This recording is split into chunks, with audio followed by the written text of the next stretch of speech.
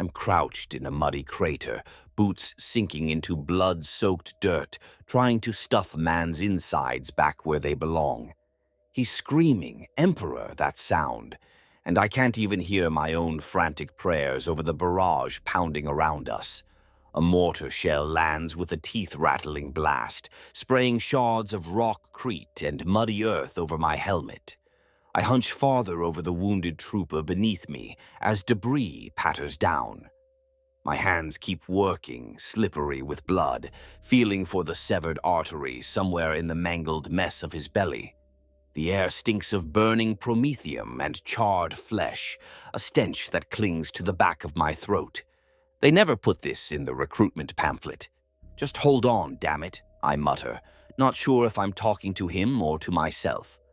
The soldier on the ground, thrown, I think it's Corporal Lan, is beyond hearing anyway. His eyes roll back, white and wide, shock swallowing his screams into wet gurgles. A chunk of shrapnel the size of a fist has torn open his abdomen, and his intestines are bulging out between my fingers. I grit my teeth and fight down the rising bile in my throat. Focus. I yank a packet of coagulant from my medikit with one hand, tear it open with my teeth, and dump the clotting powder into the wound. Blood loss slows to an ooze. Better, but not enough. My other hand is already jamming a high-capacity synth blood injector against his neck. A sharp hiss, and a dose of precious artificial plasma flows into his veins. It might buy him a few more minutes of life, if the Emperor is kind. Another cry rises amid the chaos. "Medic! Medic!" Further down the trench, someone else is screaming for help. There's always more wounded. There's never enough of me. I bite back a curse and force myself to stay focused on the man in front of me. Lan's breaths are coming in shallow rasps. With a quick prayer to the god Emperor, I slap a sealant patch over the gaping wound and cinch it tight. The bandage blossoms red almost instantly. My hands are shaking, adrenaline making the world too sharp and bright. "Emperor, grant me the strength to save this soul," I whisper, half chanting a line from the Imperial Catechism of Healing as I work. My voice trembles, but the familiar words steady my nerves a little. In the din of battle, the prayer is just for me. A medici prayer won't miraculously knit Lan's torn guts back together, but it keeps the panic at bay for a few more precious seconds. Lan's eyes flutter open for a moment. He looks at me, lips moving soundlessly. I lean close, straining to catch the words over the thundering of heavy guns. "Am I going to make it?" he gasps, blood flecking his lips. I force what I hope is a reassuring grin onto my mud-smeared face. "You'll be fine," I ling, shouting to be heard as another blast shakes the ground. "Stay with me. That's an order, trooper." He actually tries to chuckle at that. Emperor, bless him, he's still got some spirit, but the sound comes out wet and wrong. He coughs violently, and more blood froths between his teeth. His grip on my arm is weakening. I've done all I can for him here. Any more and I'll just be delaying the inevitable. The field dressing is already soaked through, and I have maybe 2 more doses of synth blood in my kit. But there are dozens more bleeding out along this line. Hard choices. One thing they drill into you as a field medic: you can't save everyone. Sometimes you can't even save anyone. The best you can do is decide who has a chance and who needs the Emperor's peace. Emperor's peace. My eyes flick to the las pistol holstered at my hip. Lan is breathing in ragged, shallow bursts. Each one may be his last. Do I ease his passing or keep trying the impossible? I swallow hard, not yet. He's still conscious, still looking at me with that desperate hope. As long as he's fighting, I fight for him. "Hang on," I say again, softer this time. In the distance, I hear the whine of engines. Our engines. Thank the throne. Over the trench lip, I glimpse the blurred shape of a chimera armored transport, racing up with a red medici cross emblazoned on its side. The familiar bone-white uniforms of Medici orderlies are visible in the back. Finally, back up. Maybe they'll have space to evacuate land to a proper field hospital behind the lines. If we even have a behind the lines left. I wave them down with a frantic arm. The Chimera's rear ramp clatters open before it even stops, and two stretcher bearers leap out. Together we lift Land's limp form onto a waiting stretcher. "Careful! Careful!" I bark as one of them jostles his torn midsection. They nod, faces grim, and rush him into the vehicle's hold, disappearing into the haze of promethium exhaust. I step back, chest heaving, suddenly aware of how cold the rain has gotten. My hands are stained nearly black red and trembling worse now that the adrenaline is ebbing. For a second, I just stand there in the muck, staring at my dripping hands and listening to the distant wail of the Chimera's engine as it ferries Lan away to relative safety. Then another shout, "Medic! Over here! Hurry!" Duty calls. I grab my kit, wipe my brow with a blood-smeared sleeve, and slog off toward the next cry for help, boots squelching in the trench mud. Just another day in the Imperial Guard. Just another day in my life as a field medic on the front lines of humanity's endless war. That was one morning on the battlefront, one of uncountable mornings I've spent patching up the Emperor's soldiers under fire. Perhaps I should introduce myself properly while we have a moment, and before the Vox crackles with orders and the next bombardment begins. My name is Aurelius Hakon, Field Medic, identification number 38/7th Medici of the 145th Cadian Infantry. Most folks just call me Doc. Original, I know. I've been serving as a medic in the Astra Militarum for close to 6 years, and in that time I've seen more blood and death than any sane person ought to. I'm the poor soul who carries a medikit in one hand and a lasgun in the other, doing my damnedest to keep my fellow guardsmen alive in this Emperor-forsaken war. Right now, my unit is stuck in the mud of Guryan Prime, a once thriving industrial world, now turned charnel house. We're months into a campaign to retake Hive Solace from a traitorous uprising. When High Command briefed us, they called it a simple suppression of rebels, seditious miners and factory workers who'd gotten ideas above their station. Easy work for the mighty Imperial Guard, they said. Just pacify the Hive, restore order. They lied. Or Emperor helped them. They had no idea what they were walking us into. Hive Solace is a nightmare of shattered spires and burning streets. The rebels, and there are far more of them than anyone predicted, fortified every other hab block and manufactorum. They rigged the Underhive with traps and turned the whole lower city into a kill zone. What was supposed to be a quick crackdown turned into a grinding war of attrition through narrow corridors and sprawling sump fields. They showed no mercy to loyal citizens either. Countless innocents were caught in the crossfire or massacred outright. By the time we fought our way in, those civilians who hadn't fled or been butchered were hiding in whatever holes they could find. We did what we could for them, but war leaves little room for compassion. Often, all I could offer was a quick bandage and a hollow promise that we'd secure the area soon. It was rarely true. And something is very wrong here beneath the surface of mere rebellion, though at first we were all too busy trying not to die to see it. But I'm getting ahead of myself. Let me go back to how a quiet boy from Cadia found himself in the thick of one of the bloodiest war zones imaginable. I wasn't born a soldier. Before the Guard, I grew up in a hab block on Cadia's Karskag district, under the shadow of massive fortress walls. As a kid, I helped my mother, a mid-hive medici, tend to sick workers and injured factory drudges. By the time I was 16, I could suture a cut and set a broken bone, as well as any apprentice in the medici halls. I won't pretend I had altruistic dreams of healing the masses. Back then, learning medicine was simply a way to put food on our table and help our neighbors where I could. When Cadia's tithes came due, the Astra Militarum took me like they take so many. One day, I was bandaging up a ganger's knife wound in a hive clinic. The next, I was wearing an ill-fitting flak vest and swearing oaths of loyalty to the God Emperor and Cadia's Lord Castellan. I hadn't planned to become a guard medic at all. Initially, I was slated to be just another rifleman.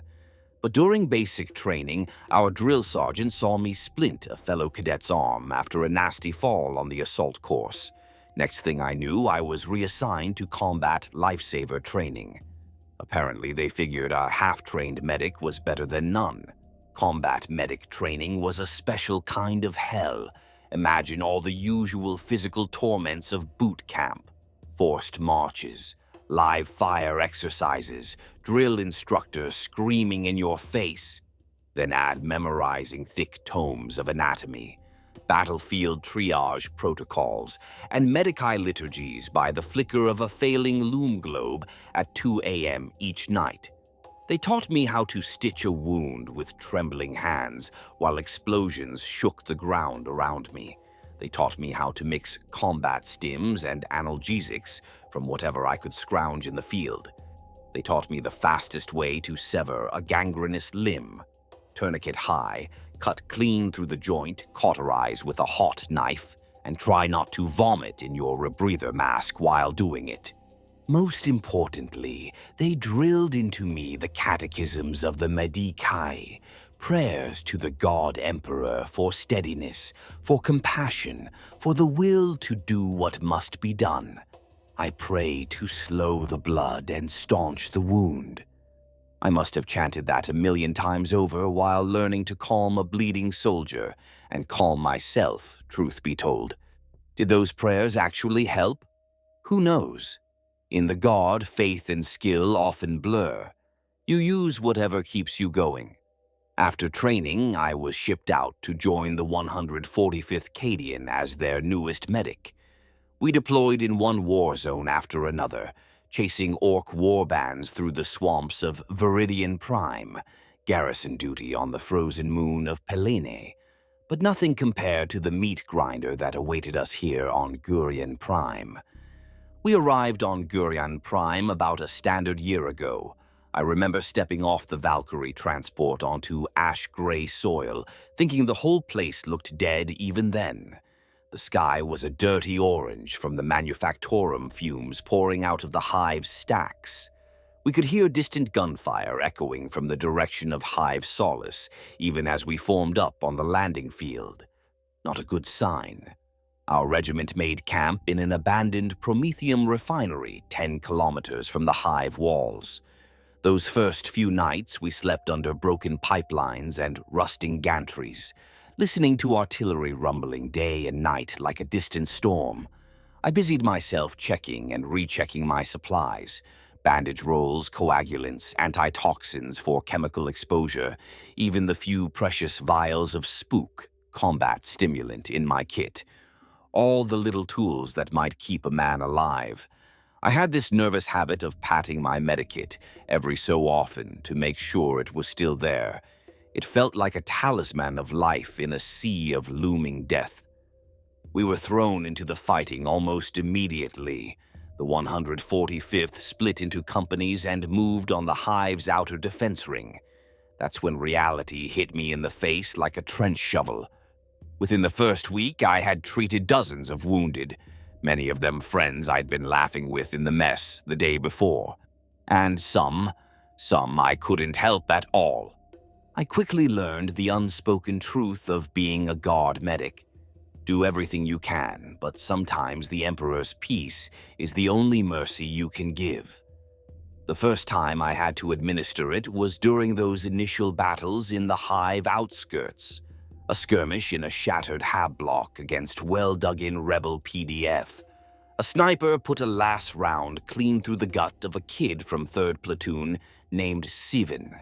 By the time I crawled to him under the rubble, half his insides were burned to jelly.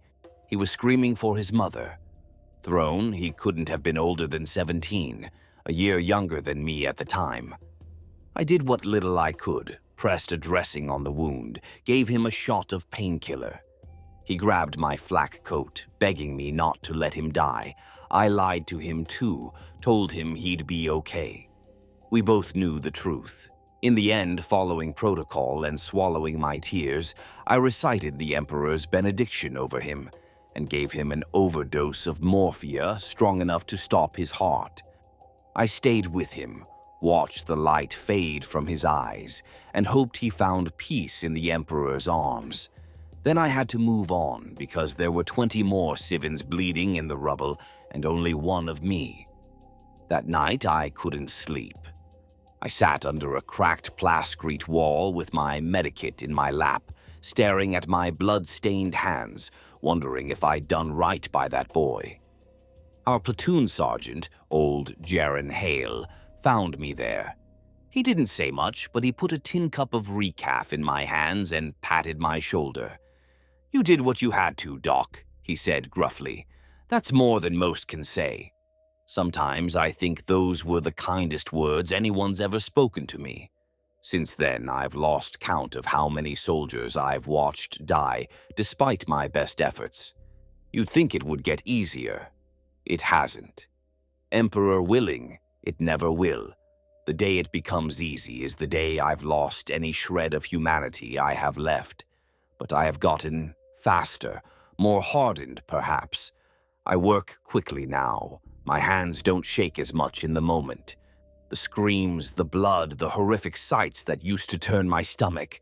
I won't say I'm numb to them, but I've learned to push them aside and focus on the task. Focus, patch, move on. Feel it later in the rare quiet moments we get. And here on Gurion Prime, quiet moments are rare indeed. We pressed onward into Hive Solace, street by street, room by room. Urban combat is a special kind of hell. The Hive City wasn't just a backdrop. It was an enemy in its own right. Every alley, every blown-out hab unit, every flickering shadow could hide someone who wanted to kill us. I remember one assault in particular a few weeks into the campaign when my squad was tasked with clearing an administratum archive building that the rebels had turned into a strong point. The structure was a Gothic pile of plasteel and rockcrete, once an office complex perhaps, now half-collapsed and pockmarked by shell impacts. They labeled it Section 46 on our tactical map, but to us it was just a death trap waiting to spring. Sergeant Hale led the way, motioning us forward with quick hand signals. We stacked up along a shattered archway that used to be the main entrance. Inside, the corridor beyond was pitch dark, lit only by flickering emergency lumen strips and the intermittent flash of lost gunfire deeper within. The rebels knew we were coming. "Stack and clear, 2 by 2. Watch your corners," Hale hissed over our squad vox. I was at the back of the stack. As the medic, they try not to put me first through the door if it can be helped. Not that a bullet cares what my rank or role is. Trooper Lin, our point man, pulled the pin on a flashbang and tossed it through the arch. We all turned away. A blinding white flash and concussive whump shook dust from the ceiling. Then we were in. The next few minutes were a blur of muzzle flashes and shouted orders. The rebels had erected crude barricades of overturned desks and filing cabinets across the lobby. They popped up from behind them to fire autoguns wildly in our direction. We answered with disciplined volleys of las fire lancing through the gloom, punctuated by the boom of our squad's grenade launcher, sending a frag round into their cover. I hugged the left wall of the hallway, firing off a few shots at a shadow moving on an upper balcony. The air was thick with smoke and plaster dust kicked up by the grenade. Somewhere to my right, I heard the whoosh of a flamer, likely our flamer trooper, Darwin, bathing a side passage in cleansing fire to flush out any hiding cultists. The screams that followed told me he found his mark. We advanced methodically, room by room. I stepped over bodies, some wearing the ragtag fatigues of rebel militia, others in the familiar gray of fallen guardsmen from the first platoon that tried to clear this place yesterday. We hadn't been the first ones sent into this God's forsaken archive, but by the Emperor, we intended to be the last. On the second floor, just as we secured the stairwell, an ambush hit us. A side door flew open and a hail of stubber fire spat out, cutting across our flank. Heavy caliber rounds chewed into the wall. One caught a trooper, Jano, full in the chest. His armor absorbed a couple of the slugs with a thwack, thwack, but at least one round found a gap. Jano cried out and went down hard, dropping his last gun and clutching at his torso. "Man down, left door," someone shouted. I was already rushing to Gino's side, heart in my throat. Hale and the others poured suppressing fire into that doorway, keeping the rebels back. I grabbed Gino by the straps of his flak vest and dragged him behind a pillar. Slugs sparked off the stone around us as the stubber chewed the corner. Gino was gasping, eyes wide with shock. Doc, it hurts," he groaned, voice thin. "Stay with me, Gino," I said firmly, pulling his trembling hands away so I could see the wound. My fingers found a jagged tear in his flak armor, just below the ribs.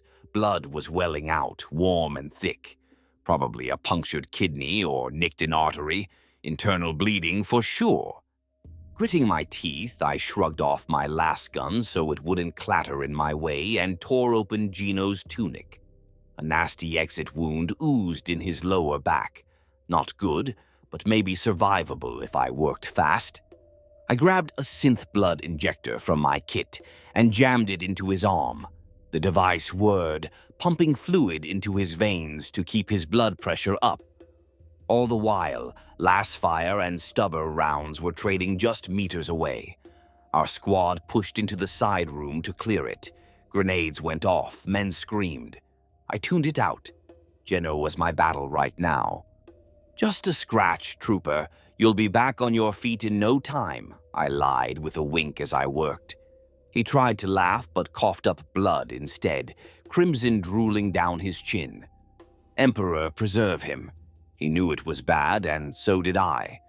I slapped a high-strength coagulant patch onto the entry wound and pressed down hard. Gino writhed, biting off a scream through clenched teeth. I know it burns, means it's working," I murmured, trying to sound calm. Truth was, the acrid smell of his blood mixing with the clotting chemicals made my own stomach lurch, but I swallowed it down. A fresh barrage of gunfire burst from that doorway, forcing the rest of the squad to duck back. Trooper Garin, who was covering our rear, shouted in pain as a stray round clipped his leg. Without thinking, I snatched up my last pistol with my free hand and blind fired a few shots around the pillar to keep those bastards' heads down. I'm no marksman, but it made them think twice about rushing us. At that moment, Darwin, our flamer, charged past with a roar, his heavy Prometheum tank clanking on his back. He disappeared into the doorway, and a whoosh of flame followed by anguished shrieks told me he had introduced the heretics to cleansing fire. A heartbeat later, Hale's voice crackled over Vox. "Clear! Enemies down!" We had carried the day, at least in this Emperor-forsaken building, but my job was far from done.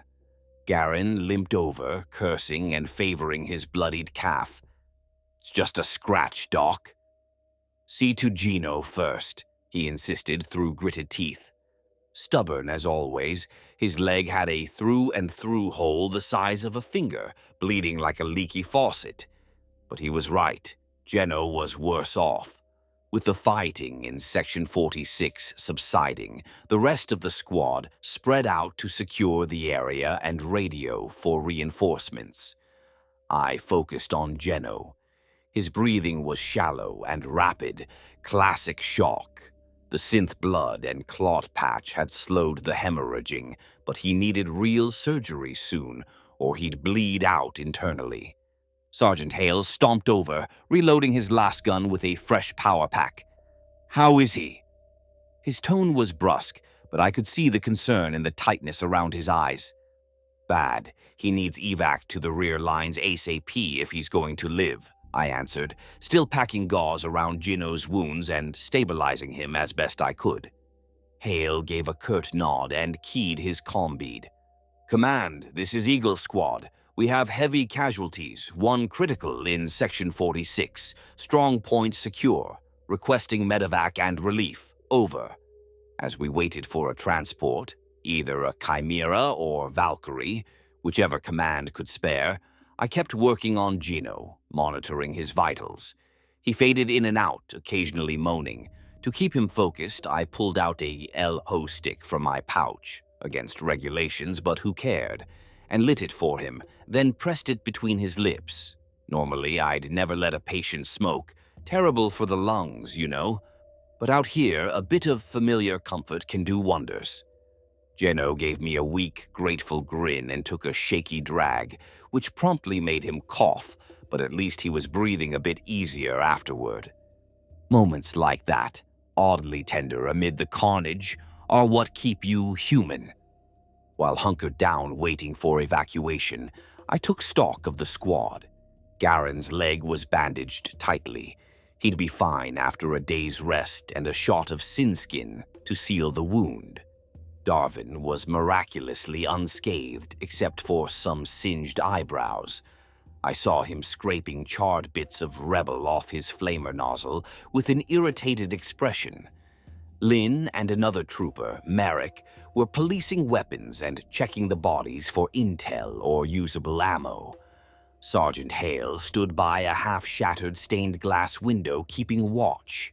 The colorful pane depicted some long-dead Imperial saint. Now it was riddled with bullet holes, and only fragments of the Emperor's halo remained intact in the glass. In that lull, as adrenaline ebbed, I realized with a mix of surprise and relief that we had all gotten through that fight alive. Thank the Emperor. Geno was hurt bad, yes, but breathing. That counted as a victory in my book. So many times, the victory condition for me is simply, they're still breathing. Then, in the silence, Trooper Lin called out from the side office, his voice echoing uneasily. "Sarge, better take a look at this." We gathered around what had been the rebels' command post, a large desk strewn with maps and papers, lit by a flickering data slate. But that's not what held our attention. On the wall above the desk, illuminated by a swinging, guttering lumen, was a symbol scrawled in what looked horribly like dried blood. A circular rune with 3 overlapping rings and twisting filaments radiating outward like a diseased sun. Something about that mark made my skin crawl. This wasn't the usual graffiti of disgruntled workers or the makeshift flag of secessionists. It felt wrong on a fundamental level, like my eyes weren't meant to comprehend it. Hale grimaced. "Great, heretical scribbles. Just what we needed." None of us said it outright, but we all thought the same, chaos. These weren't just malcontents or angry laborers. There was something far more sinister behind this uprising. I exchanged a glance with Garon, who muttered a quick benediction and traced the sign of the Aquila over his chest, despite wincing from his leg wound. I didn't blame him. I silently mouthed the litany of protection under my breath. "Emperor, shield us from whatever corruption stains this place." "Command will want to know about this," Hale said firmly. He pulled down the ragged cloth banner bearing the blood mark and folded it away to hand over to intelligence later. "But our orders haven't changed. We keep pushing. Let the Inquisition worry about the cult crap." Classic Hale. Focus on the job at hand. Leave the bigger nightmares to someone else. Still, as we filed out of that accursed building with Geno on a makeshift stretcher, I couldn't shake the gnawing dread in my gut. I'm trained to deal with flesh and blood, bones and brains. I can set a femur or purge an infection. But if this war was about to dip into the supernatural, corrupted symbols and dark powers, what the hell was I supposed to do about that? We had heard rumors about chaos cults before, but seeing that mark confirmed our worst fears. I had faced Xenos before, nothing as legendary as space marines fighting tyrannids, but our regiment had its brushes. I remembered an orc warband on Viridian, savage and brutal, but ultimately just muscle and bone that fell to lass and bayonet like anything else. That was a tangible enemy, something I could understand and treat wounds from. This felt different. How do you mend a man's soul when the very air is tainted? How do you fight an enemy you can't even see until it's already inside your body, rotting him from within? The questions gnawed at me. I hoped, perhaps foolishly, that maybe this was just one isolated incident. A few lunatics painting walls with blood to scare us. Perhaps the rest of the rebels were just desperate fools, not true heretics. Emperor, how I hoped. We fell back to an occupied hab block that night to rest and regroup. The rain had started again, drumming on broken plascrete as darkness settled over the war-torn district. Our platoon set up a perimeter in the gutted remains of an apartment complex. The upper floors were mostly blown out, but the ground level offered some shelter from the biting wind and the ever-present threat of snipers. Inside what had once been a lobby, a few flickering lanterns cast dim light over a scene of pure exhaustion. Several guardsmen slumped against walls or on makeshift seats, checking weapons or gnawing absent-mindedly on ration bars. The adrenaline of the day's fight had long drained, leaving a hollow-eyed fatigue in its wake. I made my rounds as always, stitching up a gash on Trooper Merrick's forearm, shrapnel from that stubber ambush, distributing 2 remaining pain tabs to those who needed them most, checking on Geno, who had been safely evacuated, thank the Emperor. As I passed by my comrades, a few gave tired pats on my shoulder or murmured thanks. I nodded, murmuring encouragements I barely remember. The praise felt undeserved. Too many of our number lay silent under blood-spattered tarps at the back of the room for me to feel like a hero. Eventually, my duties were done, and I allowed myself to sit down for a moment. I slid down with my back against a wall between Garen and Darvin. Garen was carefully reloading lost gun power packs with bandaged fingers, while Darvin had his flamer's nozzle disassembled and was meticulously scraping soot and char from it. For a while, none of us spoke. We just listened to the distant thump of artillery and the drip of water through the shattered ceiling. Finally, Trooper Merrick wandered over, cradling his freshly bandaged arm.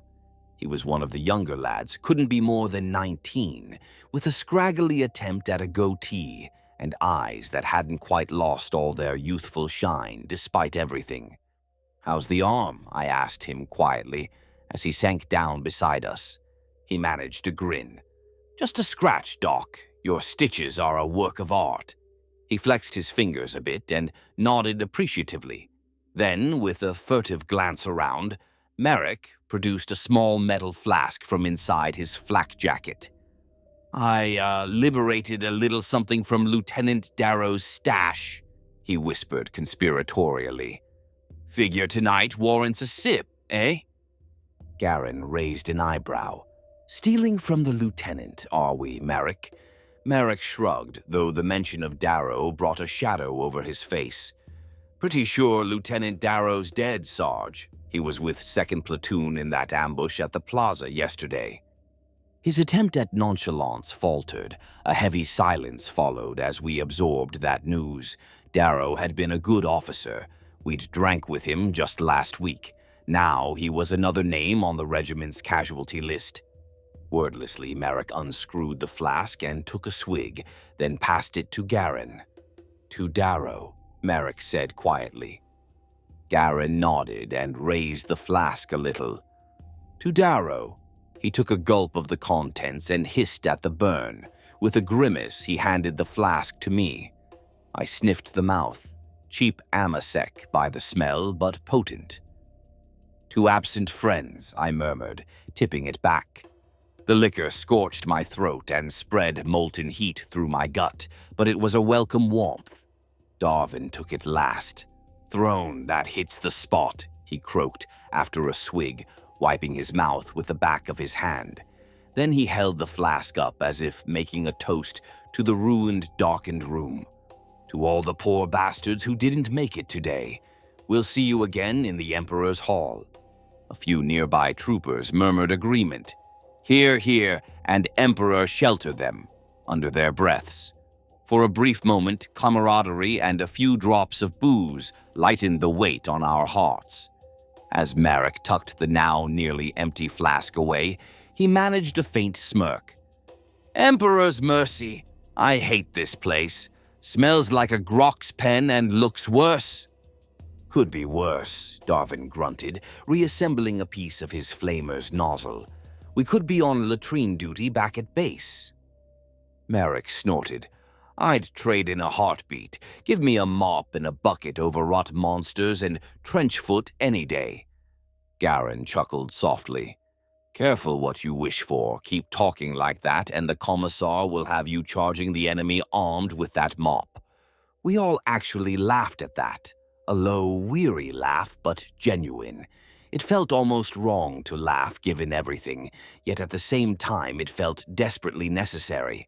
I rubbed my gritty eyes with a filthy sleeve. "You know, I heard a joke once," I ventured. "A Katashan medic told it to me back on Viridian. He said, 'In the Guard, every meal's a feast, every payday a fortune, every formation a parade.'" Oh, Darwin barked a dry laugh. "Ha! Must be nice in his regiment." Marek grinned. "Oh, absolutely. Why, this lovely vacation in Hive Solace, for instance, what a paradise. 5-star accommodations." I joined in. "Truly, the local hospitality leaves something to be desired, though." "The weather's dreadful," Garen added with a straight face, gesturing at the dripping ceiling. A few chuckles echoed around our little circle. Gallows humor, the only kind we had left out here. The brief mirth ebbed, though, and a heavy quiet settled again. In the distance, the artillery boomed on, and closer by I heard the muffled sob of a soldier in pain or grief being comforted by a comrade. We all sat with our own thoughts for a moment. Sergeant Hale approached from the darkness, a tarp bundle in hand. "All right, jokers, that's enough," he said, but not unkindly. "Get some rest while you can." He spread the tarp on the ground and motioned for us to lay ourselves out. "Lynn and Perdus are on first watch. We rotate in 3 hours." I nodded and unrolled my sleeping mat atop the tarp. "Sarge, I can take second watch," I offered. Truth be told, I doubted I'd sleep much anyway. My mind was still racing with images of that blood-scrawled symbol and Gino's pale face. Hale gave me a knowing look. "None of us will sleep well, Doc, but try anyway. That's an order." Too tired to argue, I simply murmured, "Yes, sir," and settled down. Garen was already stretching out, using his rolled greatcoat as a pillow, with a groan of relief. Darwin leaned back against the wall next to us, Flamer cradled in his lap, his eyes already shut, though by his breathing I could tell he wasn't truly asleep. As I lay back, Marek fidgeted with something beside me. He held the stub of a pencil and a small scrap of paper, probably torn from a munitorum ledger or a letter form. Catching my glance, he gave a sheepish shrug. "Figure I ought to write something down. In case," he whispered. "It's to my girl back home. Been meaning to send a letter, but..." He trailed off. I offered him a faint, encouraging smile. "Good idea, Marek. Write what you can. If we find an astropath or courier, I'll help get it sent." He nodded appreciatively and began scratching a few words onto the paper by the weak light of a loom stick. Across the room, Hale's voice was low but carried authority. Lights out. Keep chatter down. Sleep if you can, lads." He dimmed one of the lanterns himself. Merrick shuffled off a few meters to scribble in private. I pulled my coat over myself and closed my eyes. The hard floor under me might as well have been a featherbed. Every muscle was aching and leaden. Still, sleep doesn't come easy on nights like this. I could hear droplets plinking into puddles, distant explosions, and nearer, the occasional cough or muttered dream from a sleeping guardsman. In the darkness behind my eyelids, all I saw were the day's horrors. The blood-marked symbol painted in gore, Geno's ashen face as he was carried away, Sivan's dying eyes from weeks ago, Lan reaching for me in the trench. I must have drifted off at some point despite it all, because a sudden hand on my shoulder startled me awake what felt like moments later. I blinked, disoriented. It was still dark, but the ever-present haze of red from distant fires told me dawn was near. Sergeant Hale loomed over me, finger pressed to his lips. "Wake up, Doc," he whispered. "We're moving in 15. Something's stirring out there." He sat up, groggy and stiff. Around me, the others were already quietly packing gear. The rain had stopped, leaving everything clammy. I checked my chrono. 0400. Emperor, it felt like I'd only slept 10 minutes. "Enemy attack?" I murmured, pulling on my gear. "Not sure," Hale replied under his breath. "Vox chatter says multiple engagements overnight. Could be cultists making a push. Could be something else. Either way, we have orders to rally at dawn for a counter-assault." I nodded and quickly rolled up my bedroll. My body protested every movement, bruises and cuts making themselves known. But I bit back the pain. Before leaving, I noticed Merrick folding a piece of paper. He caught my eye and handed it to me. "Got that letter done," he said with a forced little smile. If something happens, maybe you can get it sent. Her name and address are on it." I took the note and tucked it safely in a pouch in my medikit. "I'll get it delivered," I promised quietly. "But you'll be around to do it yourself, all right?" I tried to sound optimistic. Merrick bobbed his head and managed a nervous chuckle. Yeah, of course." We formed up and slipped back into the war-torn streets before dawn, linking up with the rest of the platoon. Marching out of that temporary shelter, I had the odd sensation of déjà vu, like a funeral procession heading off to our own burial. Each of us was lost in our thoughts of home, of the friends we'd lost, of the unknown horrors ahead. I looked at the faces of my squad in the pre-dawn gloom, hardened, filthy, eyes rimmed with red, yet each still carrying that spark of determination, perhaps even hope, stubbornly alive in the heart of misery. I clung to that spark myself. The Emperor's light, however faint, guiding us onward. None of us had any idea of the nightmare the coming day would bring. Perhaps it was better that way. The real nightmare began not long after we discovered those heretical symbols. At first, it was subtle. A few soldiers from other companies came down with an odd sickness. We medics started hearing the reports in the field hospitals.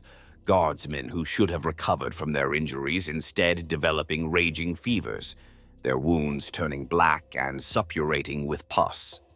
The Medici staff were baffled. One of the first cases I saw was a lieutenant from 32nd Company.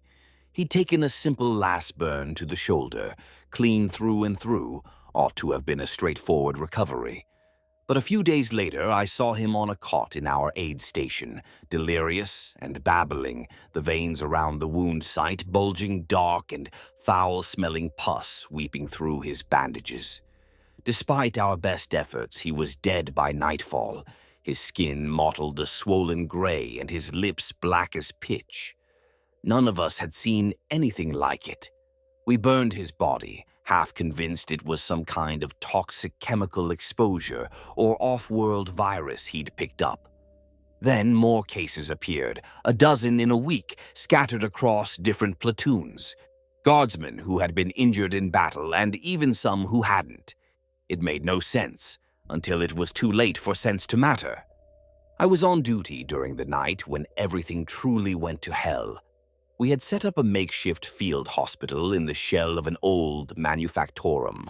Think towering metal press machines, dormant conveyor belts, and rows of wounded laid out on cots between them. The station was packed, maybe 30, 40 soldiers being treated. Mostly blast and shrapnel injuries, a few burn victims, plus about half a dozen of those mysterious fever cases we'd isolated at the far end behind some jury-rigged plasteel screens.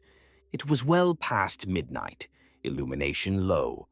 Only a few portable lumen lamps cast a wan white glow here and there.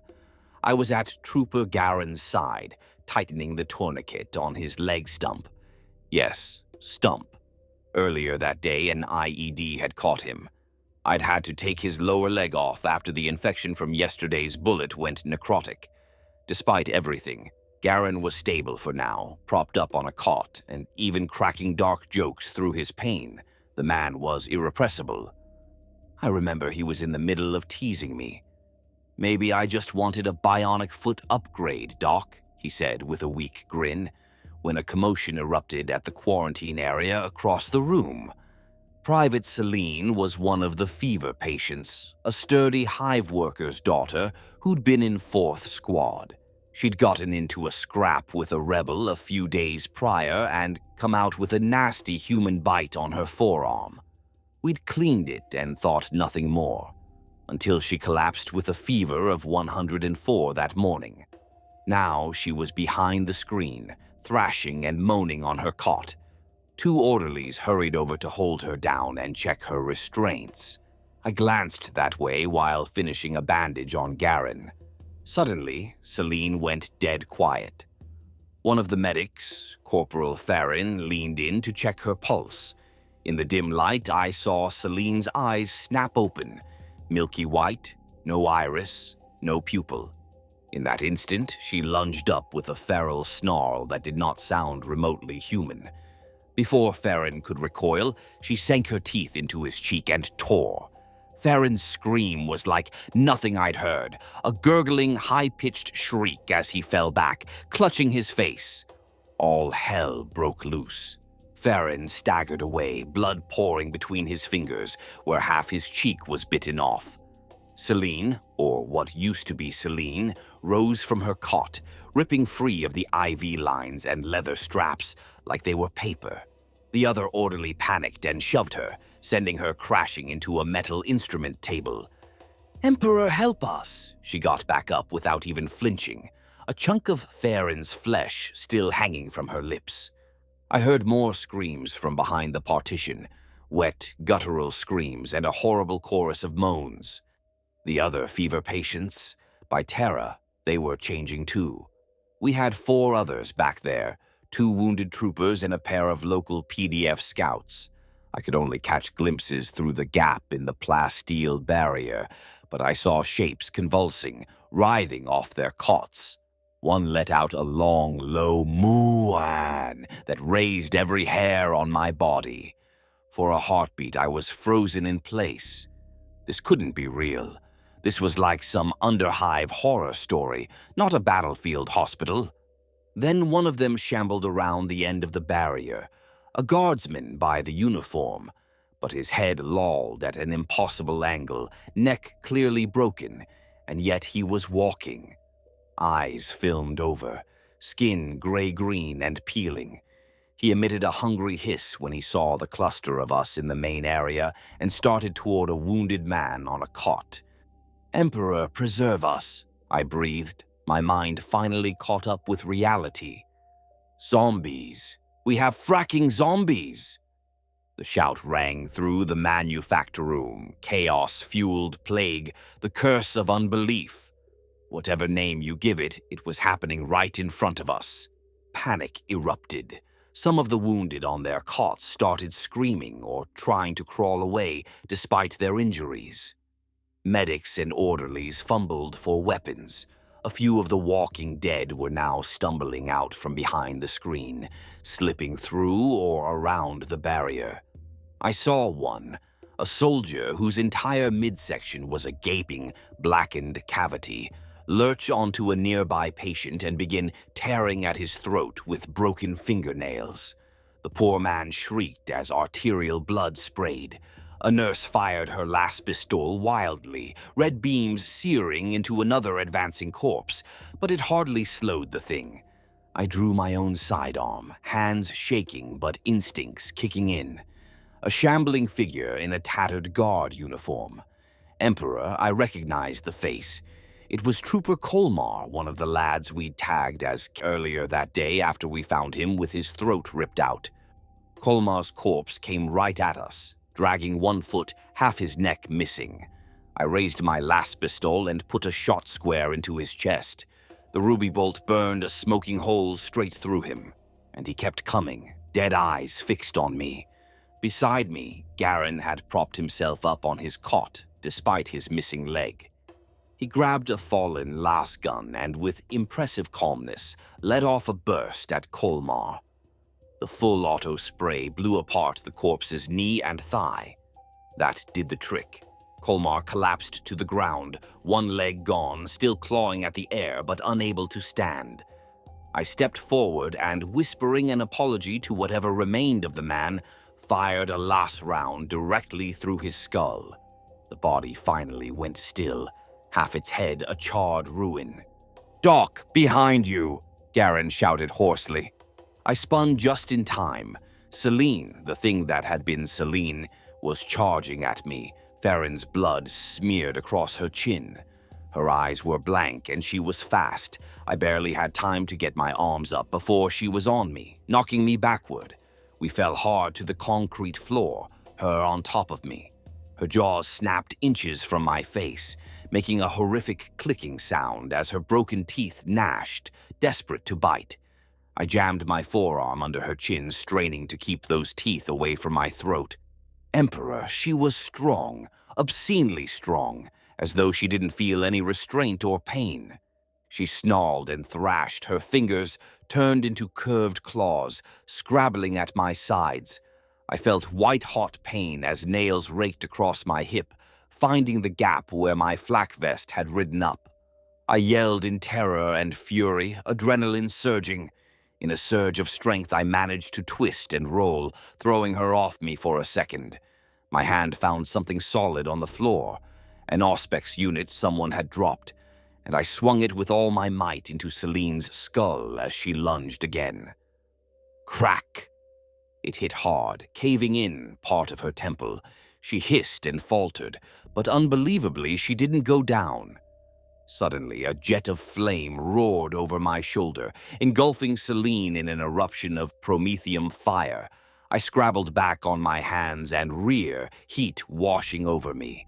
Trooper Darwin had arrived, bless his soul, dragging himself from his recovery cot with his flamer in hand.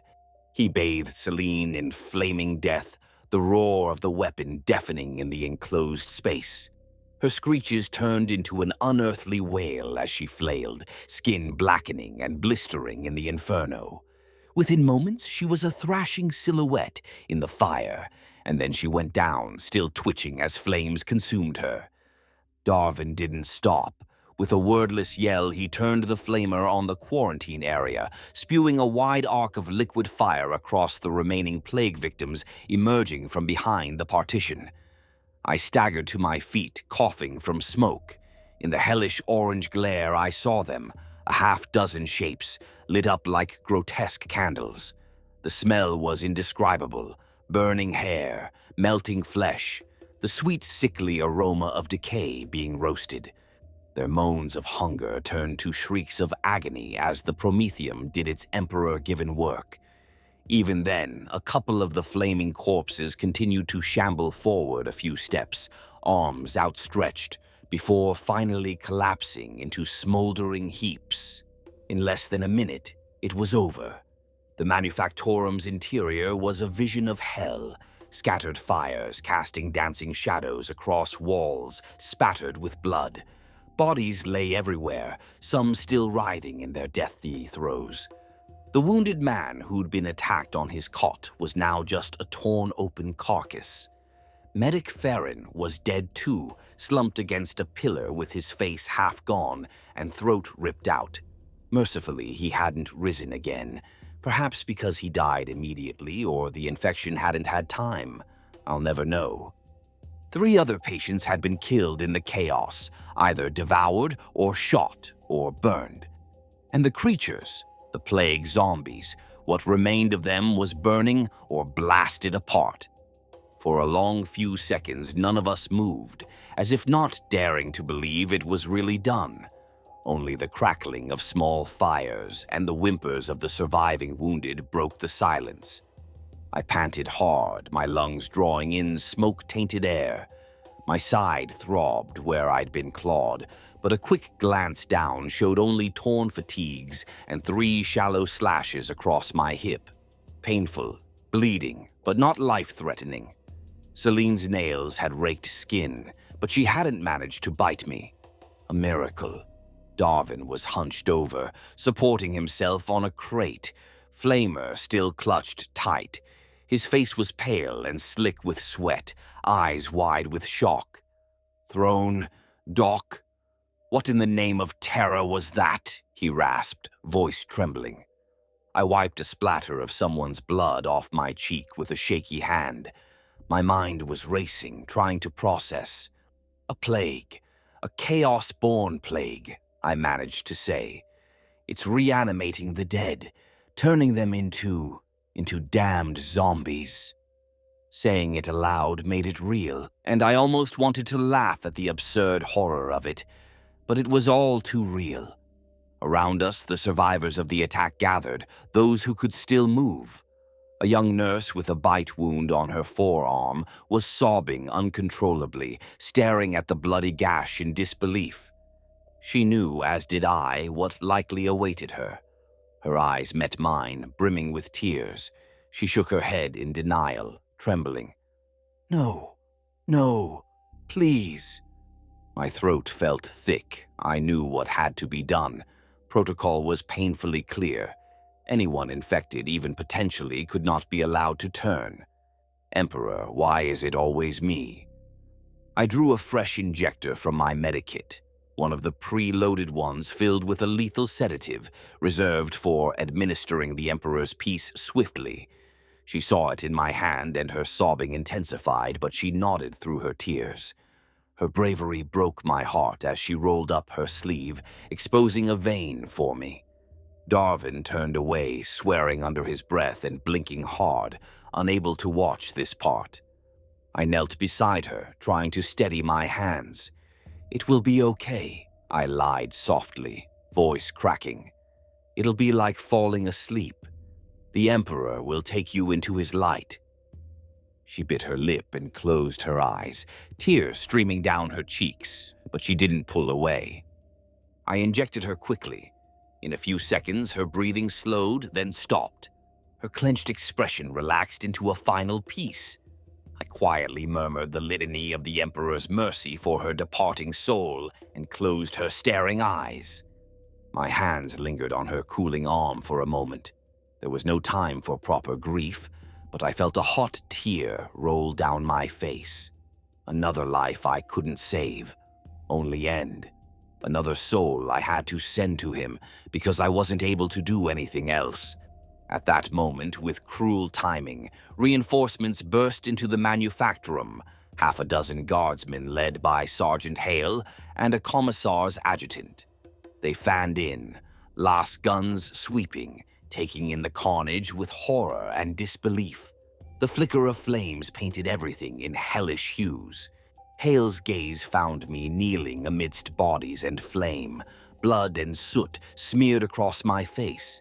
He looked at the nurse lying peaceful in my arms, then at the scorched remains of the plague creatures. Understanding and dread dawned in his eyes. "Report, medic," he said tightly, voice almost lost in the crackle of nearby flames. I rose unsteadily, snapping to something resembling attention. "Sarge, the fever patients." They turned. became monsters, attacked everyone. We neutralized them, but I trailed off, gesturing around at the devastation. We lost most of the Medici staff here, only a few of us left alive. One of Hale's men swore under his breath, making the sign of the Aquila. Throne of terror, plague zombies, this world is damned. Silence. The cold new voice, Commissar Richter himself, stepping in through the doorway. He surveyed the scene with a mix of anger and what might have been fear behind his steel-hard eyes. Listen up. I don't care what that was. It's dead now, he said sharply. We will contain this. No one leaves this building until every remaining body is confirmed destroyed. Am I understood? Everyone nodded or muttered assent. Quarantine protocol. It was the only sensible course, and we all knew it. I swallowed and stepped toward Richter and Hale. Sir, Trooper Garin is wounded and was exposed. His injury is badly infected. I fear he might... I couldn't finish, but I didn't need to. Garin was propped on one elbow on his cot nearby, panting, his face ashen. The bandages on his amputated stump were soaked through with foul, dark fluid, a sign of corruption spreading. He looked from me to the commissar with mounting panic. I'm fine, Garin protested, voice ragged. It's a normal infection, nothing more. I feel a bit feverish, but I'm fine. He tried to swing his remaining leg off the cot as if to stand, but Hale was at his side in an instant, gently pushing him back down. Richter approached, hand resting on the pommel of his chainsword. He stared hard at Garin, then at the ugly black vein patterns now creeping up the trooper's thigh. Trooper Garin, the commissar said quietly, for your sake and ours, you will be evacuated under strict containment. If there's even a hint of corruption, you know the penalty. His tone was flat, but we all knew he meant a bolt round to the head. A chill settled in my gut. Garin was my friend. We'd survived side by side for so long, and now some invisible contagion might rob him of a fighting chance. It wasn't fair, but nothing in war is fair. Darwin limped up beside me, resting a hand on my shoulder. Doc, you're scratched up too. I'm okay, I replied quickly. My side ached where I'd been clawed, but I truly didn't feel feverish or strange. Maybe I'd gotten lucky, or the exposure was minimal. Still, I had the apothecary mark me down for observation just in case. I wasn't going to hide it.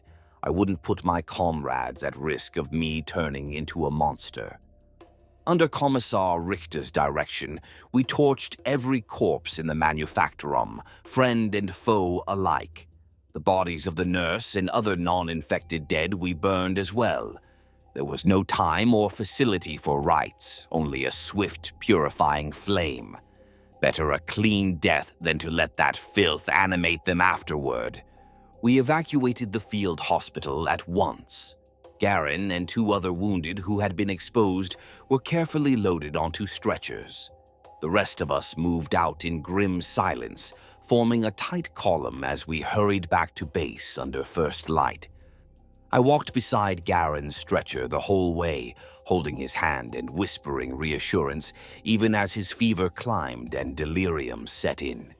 He swung between mumbling snippets of Cadian marching songs and bouts of shivering, begging us to shoot him before he turned. Each time I squeezed his hand and told him to hush, that he was fine for now. Inside, I knew the truth. I had seen those black veins and the glassy look in his eyes. Emperor, I knew.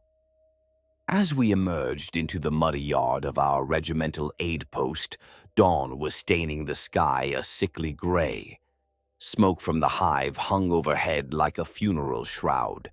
I looked back only once at the manufactorum we left behind. Flames still guttered from its blown-out windows, sending greasy plumes into the sky. The stench of burnt flesh clung to our uniforms, to our hair, to everything. Under my breath, I offered a final prayer for the souls of those we lost in there, and for our own souls in the days to come, because I knew this was just the beginning. The plague was upon us, and things were about to get far, far worse. The hours that followed were among the darkest I can recall. We returned to our forward operating base to find it in chaos. The full magnitude of the disaster was becoming clear to everyone.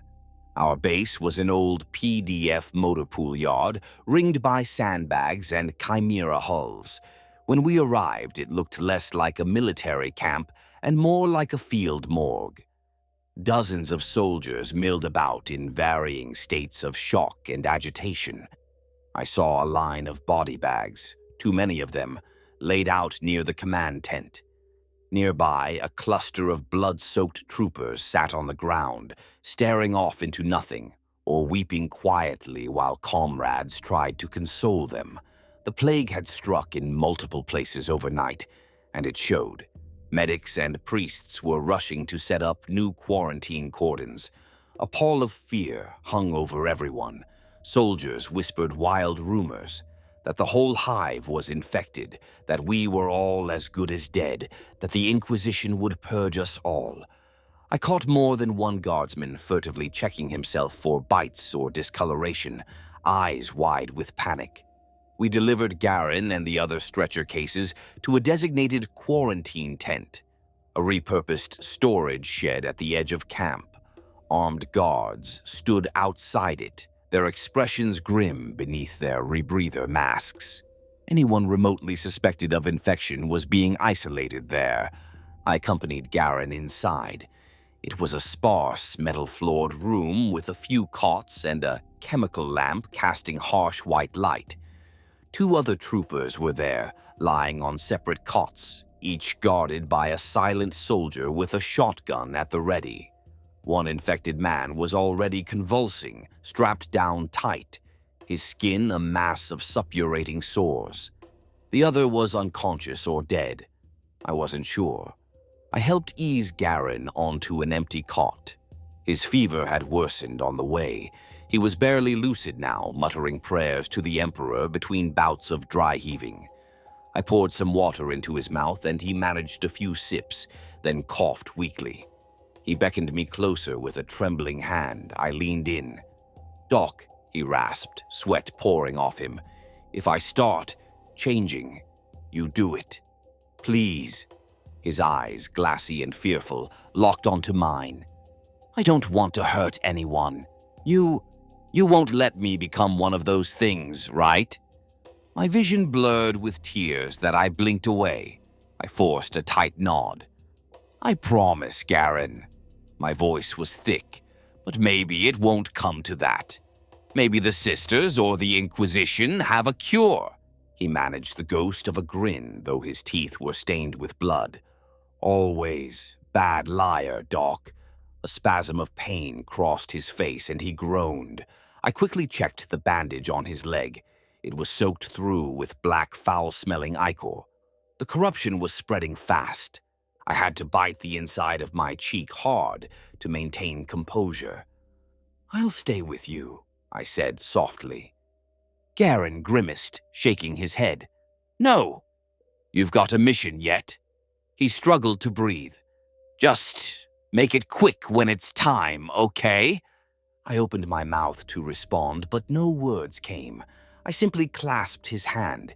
He squeezed once, firmly, a soldier's camaraderie handshake, then released it, exhausted. A commotion outside drew my attention. Through the open door of the quarantine shed, I could see a crowd gathered in the yard. In front of them, standing on a stack of supply crates like a makeshift gallows, was Commissar Colonel Richter. He had 2 soldiers kneeling at his feet, bound and wounded. Even from a distance, I recognized one, Corporal Janus, a Vox operator who'd been bitten earlier and apparently tried to flee the camp in terror. Richter's voice rang out cold and clear. "These men carry the taint of the plague. By the authority of the God Emperor, I condemn them to his judgment." Before I or anyone could react, He drew his bolt pistol and put a round through Janus's skull. Boom! The kneeling man's head vanished in a red mist. An instant later, boom! The second infected soldier was executed the same way. A few people in the crowd gasped or looked away, but no one interfered. We all knew it was necessary, as much as it turned our stomachs. "Let this be a lesson," Richter barked, pistol still smoking in hand. "The Emperor's mercy is swift and final. We will not allow this corruption to spread. Show weakness, and you will face the same. Stand firm, and we will overcome. Dismissed."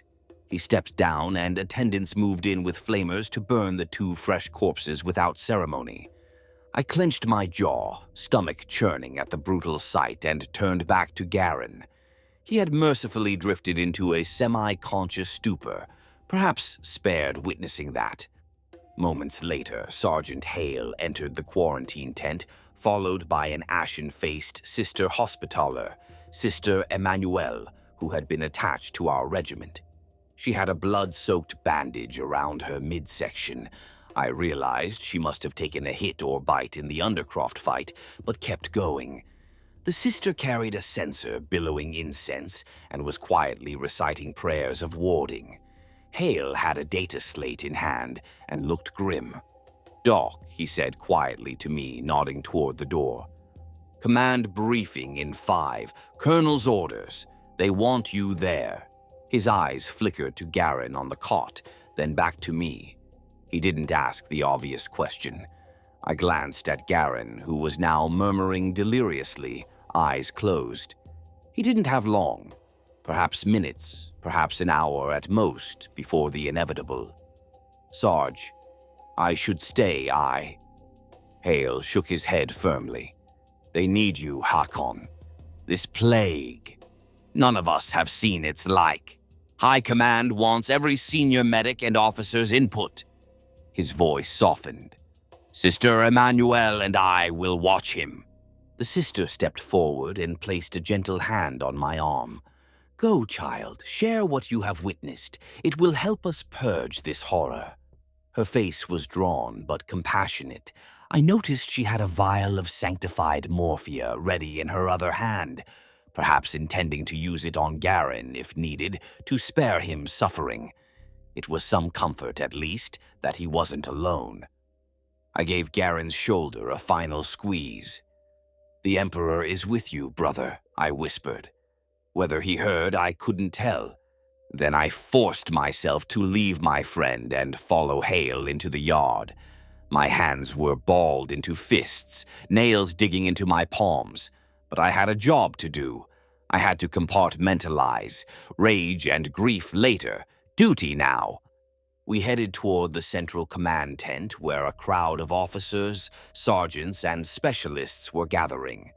The sky above was growing brighter with morning, revealing the full devastation around us.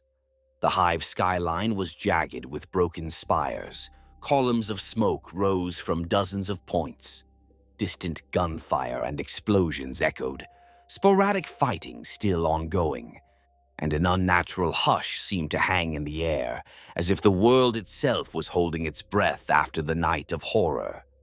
Inside the command tent, a holomap projector cast a pale glow on a ring of haggard faces. Colonel Voorhees stood at the head, his eyes sunken and uniform spattered with mud. Commissar Richter loomed beside him, hands clasped behind his back, bolt pistol still holstered but ready. A tech priest attendant clicked and whirred softly near the Vox caster unit, red eyes glowing from beneath his hood. A few other notable figures were present. An Engaseer, the master of ordnance, a couple of veteran platoon leaders, and Sister Emmanuel's second-in-command, a grim-faced medici adept with burn scars. I slid in near the back, next to a weary-looking lieutenant from 5th Company who gave me a terse nod of acknowledgement. The air inside was thick with tension and the acrid tang of incense and sweat. Colonel Voorhees cleared his throat, the noise amplified by the Vox unit. "Attention!" Despite exhaustion, everyone straightened up. He began without preamble.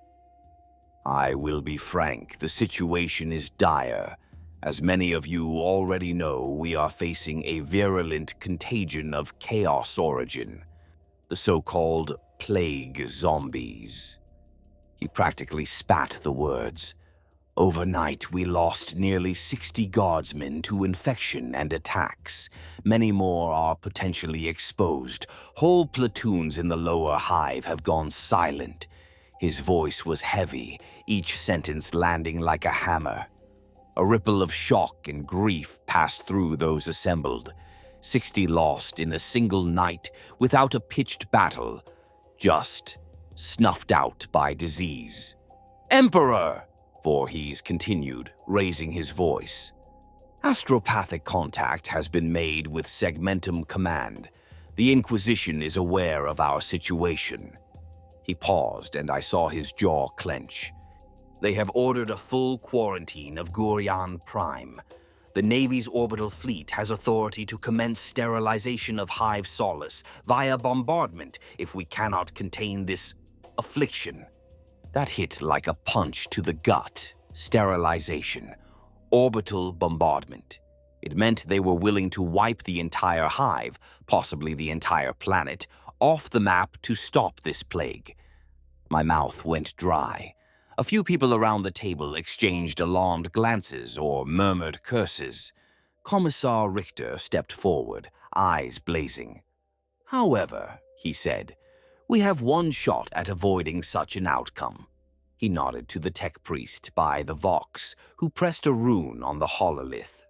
The flickering map of Hive Solace zoomed in on a central district, an icon blinking red at what I recognized as the Grand Cathedral at the heart of the hive. Voorhees picked up the narrative. Inquisitor Malix of the Ordo Sepulturum managed to transmit some intelligence before our astropaths succumbed. He grimaced. I hadn't realized our astropathic choir had been hit too, though it made sense. Warp plague wouldn't spare them. According to the Inquisition, this plague is warp-born and tethered to a focal locus, likely a sorcerer or unholy artifact at the heart of the cult's activity. The location has been pinpointed to the Grand Cathedral of Solace. He indicated the blinking red rune on the holo display. A low hiss went through the tent. The Grand Cathedral, of course, the largest, most sacred site in the city, now likely profaned by chaos. Voorhees pressed on. The Inquisitor believes that if we eliminate the source, be it a heretic magus performing a ritual, or a demon vessel, or whatever it is, we can halt the spread of the plague. Perhaps even weaken the existing infected. He looked around at us. Our orders are to assemble a strike force immediately, penetrate the hive's center, and destroy that source. For a moment, silence.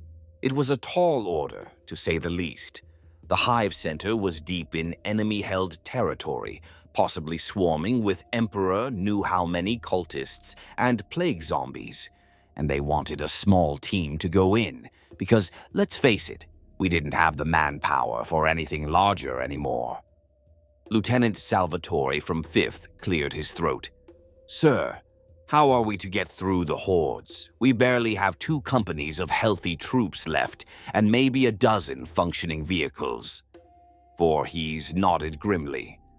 Reinforcements are inbound from the 233rd and 98th regiments, but they won't land in time. We have to move now before this plague grows beyond any ability to contain. The plan is two-pronged. He pointed at the map. Captain Lamont will lead what remains of 2nd Company in a frontal armored thrust down Avenue Primus toward the Cathedral Plaza with our Leman Russ and the 2 Chimeras we have operational. That should draw the majority of the enemy, plague victims and cultists alike, and hopefully clear a path. Commissar Richter interjected, voice like ice. It will be a one-way trip for many of them. They know and accept this. I swallowed. A sacrificial diversion. Emperor. Voorhees then traced a line on the map through some side routes. Meanwhile, a smaller team, under Sergeant Hale's command, will infiltrate via maintenance subtunnel 16B here, which leads under the cathedral's east wing. That team will consist of volunteers and specialists. Hale's squad, what's left of it, a few from 5th Company and Sister Emmanuel. Their objective is to breach the inner sanctum, locate the source of the plague, and destroy it with extreme prejudice. The Inquisitor is sending one of his acolytes with a melter charge to assist. They're arriving within the hour. He paused, eyes sweeping over us. Make no mistake, this is likely a suicide mission, but if we do nothing, orbital bombardment will wipe this hive clean by tomorrow, and we along with it. We have a chance to save Gorian Prime from that fate, and perhaps save untold billions on other worlds by containing this infection here and now. A tense hush followed his words. I glanced at Hale. His face was set in that hard, resolved way I knew well. He'd already decided he'd see it through, no matter what. Others looked pale, but determined. There was really no choice. In the Guard, there rarely is. Commissar Richter stepped forward again, taking control of the floor. The Emperor has put us in this trial by fire to test our faith. We will not shrink from it. The ones who go on this mission will be remembered as heroes of the Imperium, whatever the outcome. He practically glared at each of us, daring anyone to show cowardice. To my surprise, it was Sister Hospitaller Emmanuel who spoke up next. She was swaying on her feet from her own wound, but her voice was firm. Colonel, Commissar, the Medici staff have prepared holy unguents and purgation doses.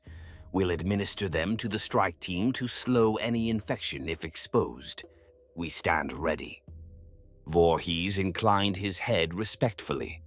Thank you, sister. The briefing turned to practical details. Ammo was low, as always, but they'd concentrate what they could for the mission. Each volunteer would carry extra promethium or grenades depending on role. Flamers and incendiaries were prioritized. Nothing less would do much to plague zombies. We had one working sentinel walker that might accompany the diversion column as scout. No air support. The few Valkyries were busy ferrying non-infected personnel to fallback zones. And, truth be told, no pilot wanted to fly low over a plague-ridden hive if they could help it. Through it all, I found myself oddly calm. Perhaps it was shock or fatalism.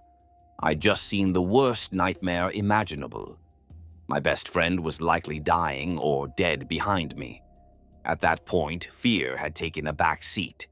A cold resolve filled me, a spark of anger even. Whatever caused this plague, whoever that cult leader or demon was, I wanted to put an end to it. It was an unfamiliar feeling for a medic whose duty is to preserve life, but I'd gladly deal death to this filth. Medici Hakon, Colonel Voorhees said, looking toward me now. You're the ranking field medic who has seen these creatures in action. You'll be attached to Hale's tunnel team. Your insight and steady hand will be vital. There was no question embedded in that statement. It was simply my duty being given. I straightened. Yes, sir, I replied, voice clear. Do you have anything to add or any advice for those fighting the infected? He asked. All eyes turned to me. I cleared my throat, suddenly conscious of how ragged and stained I must look. But there was no time for niceties. Aim for the head, I said bluntly. It's the surest way to stop them. Las guns to center mass might not drop one fast enough unless you hit something vital. But destroy the brain or sever the spine, and they go down for good. My voice gained strength as I recalled the encounters. Fire works best. The plague hates fire. If you've got a flamer, use it freely. Keep your distance. Do not let them grapple or bite. Even a scratch can. I faltered, thinking of Garen. Even a scratch can infect. If anyone is wounded by them, you must speak up immediately and quarantine or... I didn't finish. They all understood. A young Vox officer looked queasy but nodded, checking the clasp on his neck guard. Lastly, I said, stick together. A lone soldier is a soft target for a pack of those things. Cover each other. Don't let anyone get swarmed. Commissar Richter gave an approving grimace at that. It was basically standard guard doctrine, but hearing it about undead monsters made a few faces blanch. Very well, Voorhees concluded. You have 20 minutes to gear up. Say your prayers, steel yourselves. We move out and execute the plan immediately after. Dismissed, and Emperor be with us all. A quiet but fervent reply of, for the Emperor went around, and we filed out, each to prepare for what could be our final battle. As I exited the tent, Hale clapped me on the shoulder. Ready, Doc? He asked, searching my face. I gave a single firm nod. Ready, Sarge. We broke off to gather our gear. I quickly restocked my medikit with whatever potentially useful supplies remained. Extra gauze, a few vials of tranq, though it felt futile against the kind of wounds we'd see, a syringe of superstim in case someone went down and needed a jolt to keep moving, and 2 blessed morphia ampules the sisters provided, for Emperor's peace purposes if needed. Before heading out, I detoured to the quarantine tent. I had to know, and fulfill my promise if it came to that. Inside, the scene was quieter now. The unconscious infected trooper had passed away. His body lay covered with a sheet, awaiting burning. Sister Emmanuelle knelt over Garen's cot, eyes closed in prayer. She heard me and looked up, her expression telling me everything. Garen was dead. He lay limp and pale, one arm dangling off the cot, dog tags still clutched in his hand. I approached slowly. Did he? She met my gaze gently. He passed moments ago, peacefully. She held up an empty syringe. She had given him Emperor's peace herself when she saw the end nearing. I closed my eyes and exhaled a breath I didn't realize I'd been holding. A mix of relief and sorrow washed over me. He hadn't turned. He hadn't become one of those things. That was a mercy in this hell. The sister squeezed my shoulder. I'm sorry, son. I nodded wordlessly. There were no adequate words. Instead, I straightened and saluted Garen's covered body, a gesture of respect between comrades. I'm going to finish this, Garen, I murmured under my breath. I swear it. Then I left to join the strike team. Our strike team assembled near an old storm drain that would lead into the maintenance tunnels beneath the Hive's central district. We were a motley bunch, about 20 guardsmen in total, the remnants of our original squads plus a few others. We were the relatively unscathed, the ones still able to fight effectively. Looking at each person, I could see the steely acceptance in their eyes. We all knew the odds of coming back were slim. Sergeant Hale was at the head, quietly conferring with a slim, hooded figure. The inquisitorial acolyte who had arrived with a satchel full of melta charges, basically a portable bomb to collapse the cathedral or obliterate whatever needed obliterating. The acolyte gave me the creeps. He wore a half-mask rebreather etched with silver purity seals and barely spoke a word. Trooper Lin was with us, reloading his long-last sniper rifle. He'd volunteered despite the terror of last night. Darwin was there too, arm in a sling from his injured shoulder, but still lugging his flamer with grim determination. Merrick, from my squad, was checking his rifle's power pack, his young face set with focus. I gave him a small nod and he managed a tight smile. Sister Emmanuelle was with us, her white hospitaller robes traded for a more practical flak armor marked with a red cross. She carried a las pistol and a small chainsword, and her pack rattled with vials of holy water and other ecclesiarchy paraphernalia. Commissar Richter was not coming. His place was overseeing the larger diversion and the defense of the base, but as we prepared to move, he approached our group. He looked each of us over, and for once his hard expression softened, just a hair. In a low voice meant only for us to hear, he said, "Guardsmen, what you do today, you do in his name, and for all mankind. You have my respect and my faith. Complete your mission or die with your last guns blazing. The Emperor protects." It was the closest to a heartfelt pep talk I'd ever heard from a commissar. We all straightened and saluted. "For the Emperor!" we answered. He held our gaze a moment longer, then pivoted on his heel and marched off to mount his chimera for the frontal assault. At Hale's signal, we moved out. The diversionary column departed first. We heard the roar of the Lehman Russ's engine and the chugging of chimeras as they advanced down the main boulevard 2 blocks over. Within minutes, the thunder of its battle cannon echoed to us, and sporadic autogun fire rattled in response. The diversion was underway, drawing the hordes like moths to a flame. We slipped into the storm drain single file. It was a tight squeeze, peeling open a rusted grate and descending a ladder into the murk below.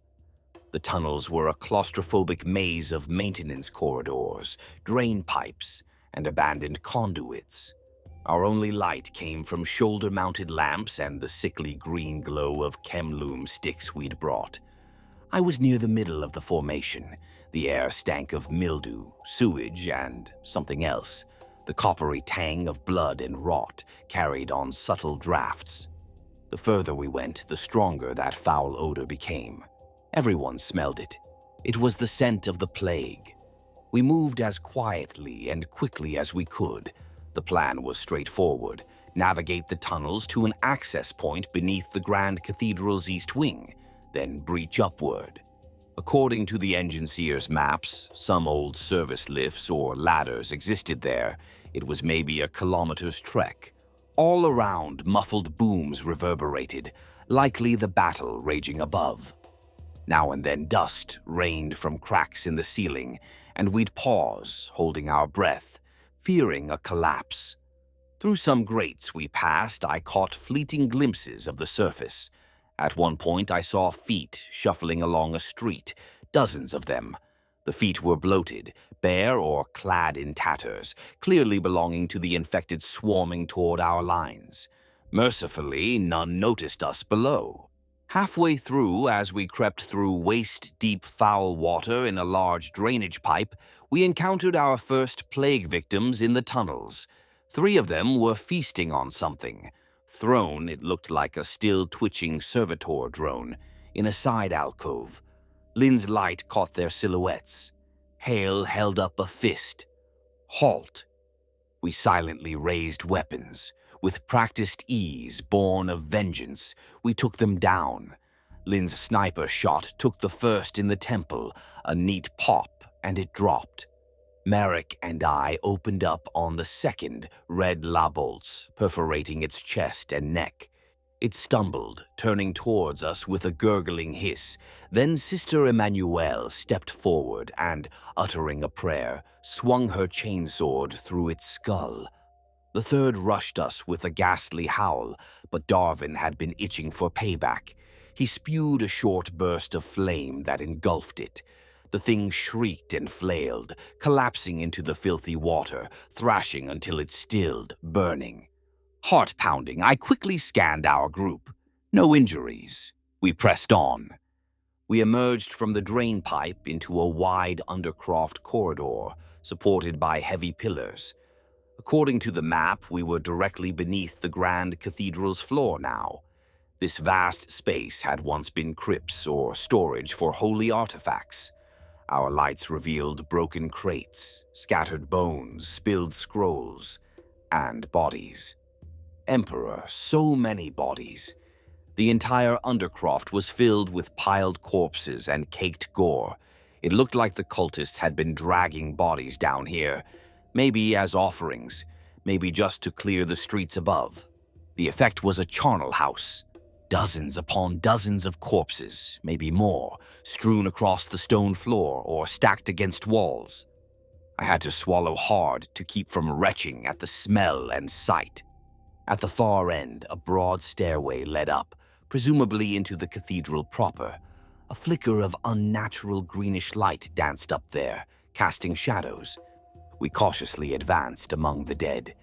We all had weapons raised, half expecting the corpses at our feet to grab our ankles. But they stayed still. Thank the throne. Maybe the purge had cut off whatever force animated them, or perhaps these were just victims that never reanimated for whatever reason. Hale gestured for us to fan out as we neared the stair. Angry voices echoed from above, human voices, chanting some guttural litany. The cult leader and his cronies, no doubt. I caught sight of movement on the stairs, a few shuffling figures descending, maybe to retrieve more bodies. Hale signaled and we ambushed them. 3 ragged cultists, once ordinary men, now scabrous and poxmarked, came down carrying a limp cadaver. They froze as our lights hit them. We cut them down mercilessly in a crossfire of last shots. They fell without a sound, tumbling among the very corpses they'd come to collect. So much for stealth now.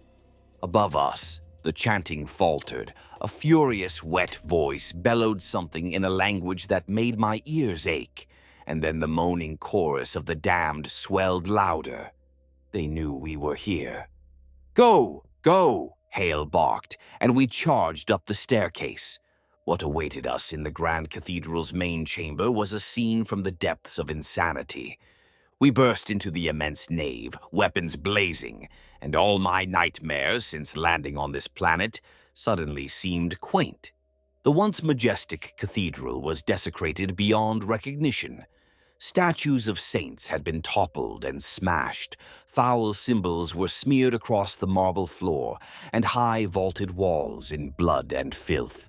Pews were piled into barricades or altars of flesh, candles of tallow, I dread to think made from what, burned with sickly green flames, and the people, throngs of plague-ridden, filled the aisles, packed shoulder to shoulder in a swaying mass. There must have been hundreds. Many were kneeling or prostrate, murmuring praise to their new foul god. Others simply milled about with blank stares. At our sudden appearance, the congregation of horror turned as one, eyes lit with malevolence or hunger. At the far end, on what used to be the altar, stood the architect of all this, the cult leader, a plague priest of Nurgle. He had once worn Imperial priest robes, now befouled and hanging in tatters from his bloated frame. His body was enormous with corruption, swollen with disease, skin cracked and oozing. Horns or bone spurs jutted from his back. His face, Emperor's mercy, half of it was a leering skull, the other half a mass of boils with one bulging eye glaring with insane fervor. He clutched a staff topped with a triple skull sigil, and around him swirled swarms of flies despite the season and altitude. Unholy light, the same green glow, radiated from a floating orb set atop the altar, pulsing in time with the foul canticles. For a heartbeat, even our disciplined group froze, overwhelmed by the sight and the stench of raw chaos that hit us like a physical wave. The plague priest roared, pointing a clawed hand at us. "Kill the interlopers! Feed them to Grandfather Nurgle!" His voice was a phlegm-choked rasp that nevertheless boomed through the vast space. And then the horde was upon us.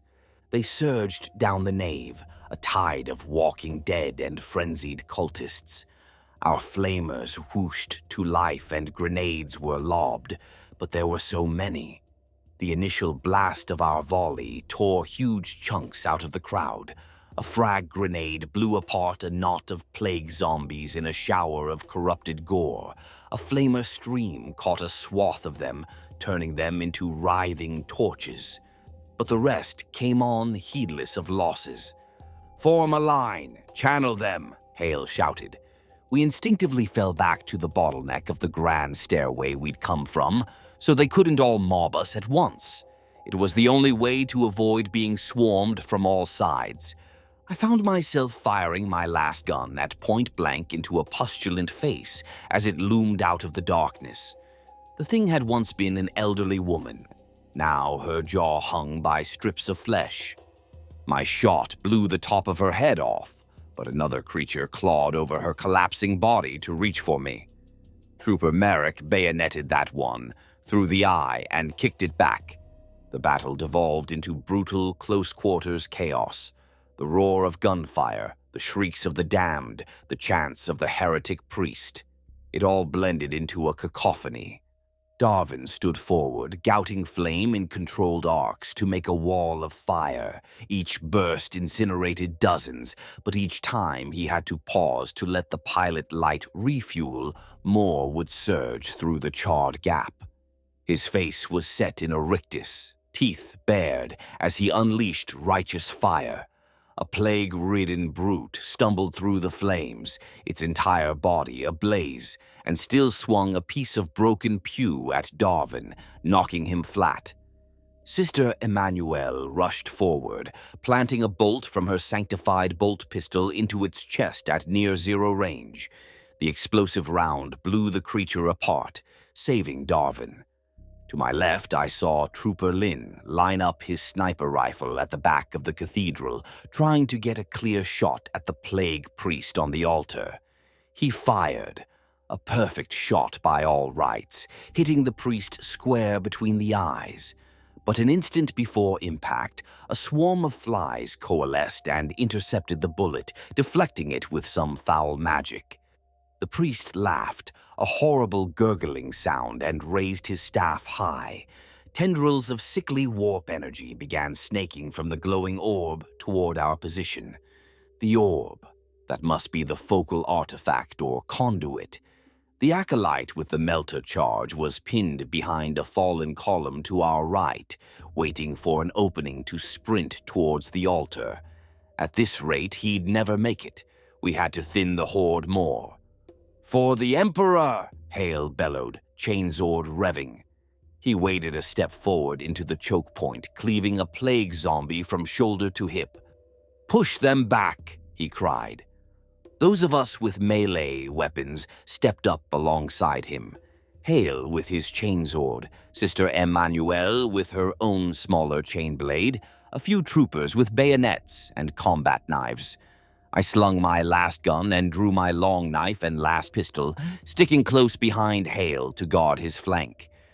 We struck out in a desperate counterattack, trying to gain a few meters of ground. Hale hacked left and right with fury, dropping foes with each swing, ichor spraying around him. I emptied my pistol into an oncoming trio of plague-riddled cultists, felling two. The third lunged at me, slamming me against a pillar. Its hands closed around my throat. I gagged at its reeking breath as I grappled, trying to keep its teeth from my face. Hale saved me. With a backhand swing, he sheared the creature's arms off at the elbows, then thrust the chainsword forward into its chest. It fell, twitching. Suddenly, a searing bolt of energy crackled past us and struck the ground at our feet, exploding in a burst of noxious fumes. The plague priest had unleashed some warp blast from his staff. The stone floor sizzled and bubbled where it hit, and one guardsman caught in the edge collapsed with a scream as his legs gave out beneath him, flesh dissolving. The priest began gathering power for another strike, chanting blasphemous words that made the very air quiver. We needed to silence him, and fast. I tore my gaze from that horror and saw, just a couple meters ahead, a clear path among the bodies. The horde in our immediate front was temporarily mostly down, piles of smoldering corpses forming a ghastly barricade. Beyond it, I saw only a handful of his personal guards between us and the altar. And I saw the acolyte. He had circled around along the periphery, using the piles of dead as cover, melter charge in hand, creeping closer to the altar's base. Hale saw it, too. He turned his head slightly and shouted, "Cover the acolyte! Suppressing fire!" Those of us with ranged weapons unleashed everything we had left at the far end of the cathedral. I swapped a fresh power cell into my less gun and began picking off the plague priest's honor guard. Grotesque, still-living cult zealots armed with rusted melee weapons. They rushed to intercept the acolyte. 1, 2, 3. We managed to drop most of them under a hail of las and solid rounds. The plague priest howled in outrage and possibly fear as he noticed the lone hooded figure darting toward the altar. He swung his staff toward his would-be assailant, chanting a word of dark power. Too late. With a speed that belied his disease-ravaged body, the acolyte lunged up the altar steps and slapped the melta charge against that glowing orb of corruption. "Emperor, bless us," I whispered, ducking instinctively and grabbing Hale's arm. "Get down!" Our entire team hit the floor or dove behind cover as a brilliant white-hot flash erupted at the altar. Boom! The melta charge detonated with the fury of a miniature star. The orb shattered in an explosion of sickly green fire. Chunks of corrupted masonry and bits of altar blasted outward. The shockwave flung nearby plague zombies like ragdolls. A chorus of unearthly wails went up as the tether of warp energy snapped. Many of the plague victims collapsed outright, as if puppets with their strings cut. Others clutched their heads, stumbling in confusion. The psychic pressure that had been suffocating the very air lifted abruptly. When I lifted my head, ears ringing, I beheld a sight that filled me with both triumph and horror.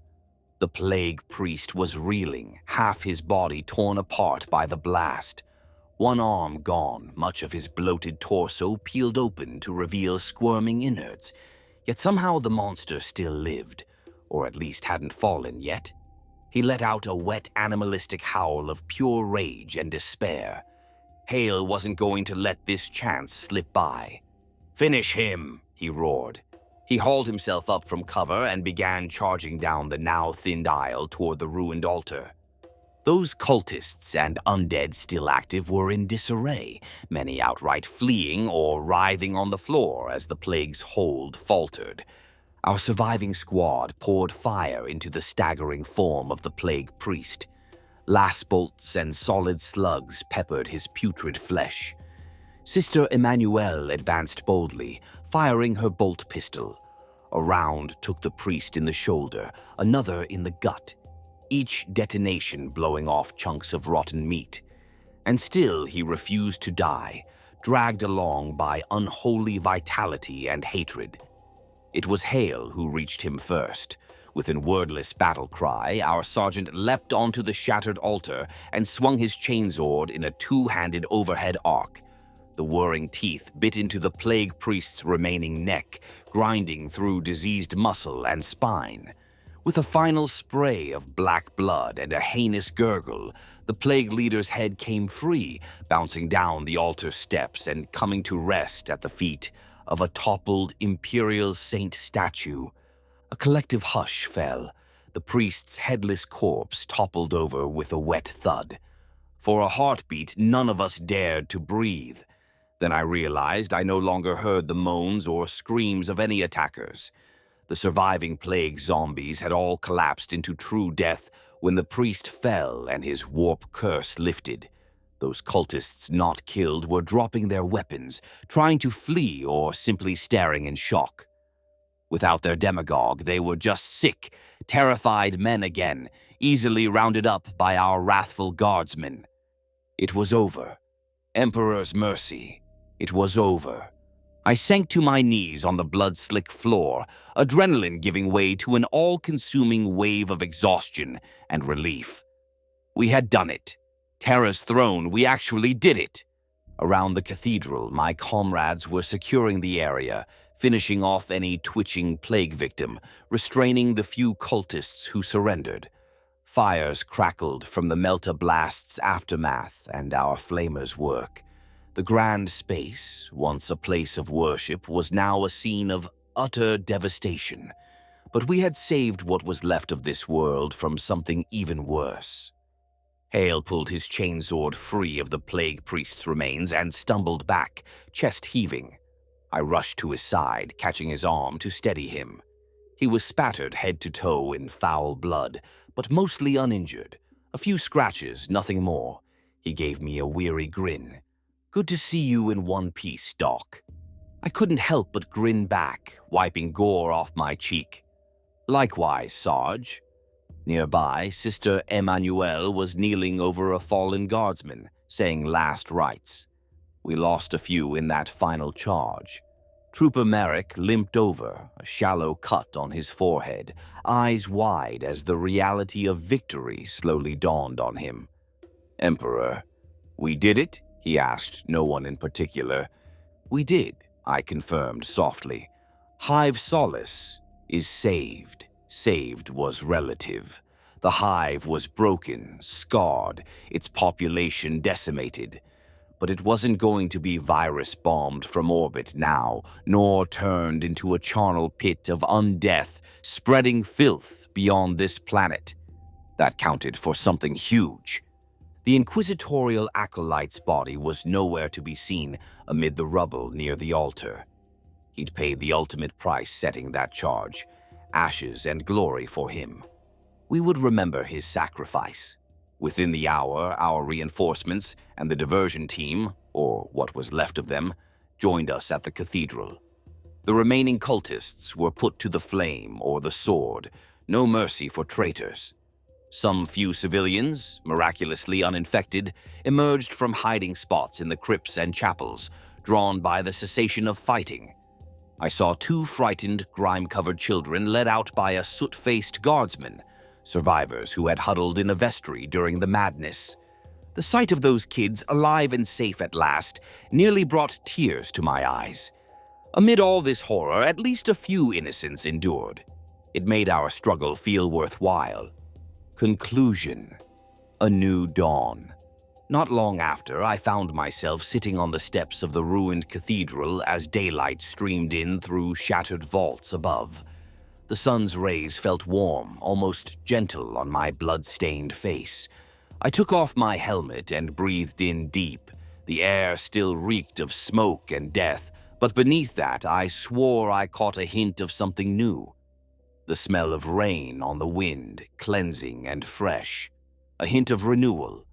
Around me, the remaining guardsmen were gathering the wounded, consolidating our hard-won hold on Hive Solace's center. Colonel Voorhees and Commissar Richter arrived by Chimera to take stock of the victory. Their faces, though haggard, showed a measure of pride when they looked at us, the few battered survivors of the strike team. I looked at my hands, still stained with grime and blood despite multiple attempts to wipe them clean. These hands had saved lives and taken them in equal measure in the last 24 hours. As a medic, I'd always prayed to heal, not to kill. But here, at the end of it all, I whispered a prayer of thanks to the God Emperor for guiding my hands to do what was needed, both the mending and the merciful ending. In the ruined plaza outside the cathedral, I saw Sister Emmanuelle tending to a soldier's wounds, the 2 of them sharing a quiet prayer of thanks. Darwin sat on an ammo crate, finally letting an orderly wrap his burned, injured shoulder. He winced, but he was smiling faintly, low stick hanging from his lips as he recounted to a comrade how many rotten groks he'd flamed. Merrick was collapsed on some steps, actually asleep for the first time in what felt like ages, clutching the letter to his sweetheart in his hand. I made a mental note to make sure it got sent out on the next astropath, though Emperor willing, Merrick might just deliver it in person someday. Commissar Richter was pacing through the aftermath, barking orders to ensure all corpses were reburned and that security was tight. But even he, at one point, paused by the toppled statue of an Imperial saint and bowed his head, perhaps in a moment of private reflection or gratitude. In that instant, he didn't look like a fearsome avatar of discipline, just another weary man who had seen too much death and was relieved it was over. Not far off, I glimpsed a pair of gaunt, dust-covered civilians, a mother clutching her young son, being carefully helped out of a half-collapsed side chapel by two of our troopers. Miraculously, they had survived this nightmare uninfected, hiding until now. The sight of that mother and child, alive amid all the death, lit a small warm flame in my chest. Amid the devastation, life endured, and I, had helped make that possible. Sergeant Hale came over and gingerly sat down beside me on the cathedral steps. He let out a long breath and removed his cap, running a hand through sweat-matted hair. For a while, we just watched the sun rise higher, illuminating the ruins in a golden light that somehow made them seem less horrific. Hale broke the silence first. "Hell of a job, Doc," he said quietly. I gave a tired chuckle. "Likewise, Sarge. Couldn't have done it without you." That was an understatement. His leadership had kept me and many others alive through this ordeal. We sat in comfortable silence a bit longer. I realized I was trembling slightly. The adrenaline crash, the emotional overload of everything catching up. Hale noticed and patted my shoulder. "You all right?" I nodded. "I will be." It was true, I was exhausted beyond words, my heart heavy with the loss of so many. Jano, Garen, Lin, we lost him in the final push. I saw his body being carried out, a stray bolt to the throat, and all the others whose names I'd have to add to my memories. But amidst that, there was a seed of solace. We had given our all, and some of us lived to see the dawn after all. "You know," Hale said after a moment, "they'll probably give out medals for this." He gestured vaguely at the carnage. "Maybe even a unit citation. Not that it brings back the fallen." I shrugged softly. Medals were the last thing on my mind. "I think I'd rather have a week of sleep and a hot meal," I said, attempting a bit of humor. Hale actually laughed at that, a genuine warm laugh. "Here, here!" A sudden wave of emotion washed over me then, faces of the lost flashing through my mind. Garen joking about wanting a bionic foot, Sivan clutching my collar, Nurse Farron's terrified eyes, the nameless young trooper I gave Emperor's Peace to last night. My eyes burned and I quickly wiped at them. A medic isn't supposed to cry in front of the troops. But Hale saw and just gave a small nod of understanding. "It's okay, Doc," he murmured. "They'll be remembered. We'll remember them." I took a shuddering breath and steadied myself. Aye, that we will. In that moment, I made a silent promise to the fallen. I'd carry their stories with me. Every guardsman I couldn't save would live on in my memories and prayers. That's the best memorial I can give them. A distant thunder rumbled. For a split second, I tensed, thinking it artillery. But no, it was real thunder. The dark clouds that perpetually loomed over Guryan Prime were finally breaking. Fat raindrops began to patter down on the ruins, washing soot and blood into pink rivulets. Rain to wash away the filth. If I were a superstitious man, I might say the Emperor was cleansing this place. I tilted my head up and let the cool rain wash over my grime-caked face. It felt purifying. As the downpour intensified, Colonel Voorhees appeared, moving down the line, checking on troopers, offering quiet commendations. He reached me and Hale. "Sergeant, medic," he nodded to each of us. "Fine work. You've both done the Imperium proud this day." "Thank you, sir," Hale replied, struggling to his feet to salute. I got up as well, doing likewise despite my protesting muscles. Voorhees returned the salute crisply, then, in an uncommon gesture, extended his hand to shake ours. "I mean it," he said, voice thick with emotion he usually kept hidden. "I'll see to it that High Command hears of your valor." Then the colonel moved on, cape flapping in the rain, back stiff, off to coordinate the next steps of recovery and defense. I sat back down, somewhat stunned by the personal thanks. Hale just gave me a lopsided grin. Well, how about that? The colonel shaking a lowly medic's hand. I snorted. Might be a sign of the apocalypse. We both laughed quietly, an easy camaraderie laugh that comes with the end of a long ordeal. Around us, guardsmen were beginning to organize for cleanup and securing the area. The immediate crisis was done, and now the banal work of after-battle routine began. Treating wounds, tallying casualties, refortifying positions in case of any lingering threats. For once, it seemed almost easy, lacking the frantic desperation of the day before. I knew that soon enough another transport or war would come calling. That's the life of the Imperial Guard, war without end. Perhaps we'd be redeployed to another front after this, maybe finally rotated off-world for rest. Emperor knows we needed it. But right now, in this moment, I allowed myself to savor being alive. I allowed myself to feel proud. Yes, proud, that despite everything, I had done my duty and helped see this through. I glanced at my medikit lying beside me on the step. The white aquila on its lid was scuffed and stained, but still visible.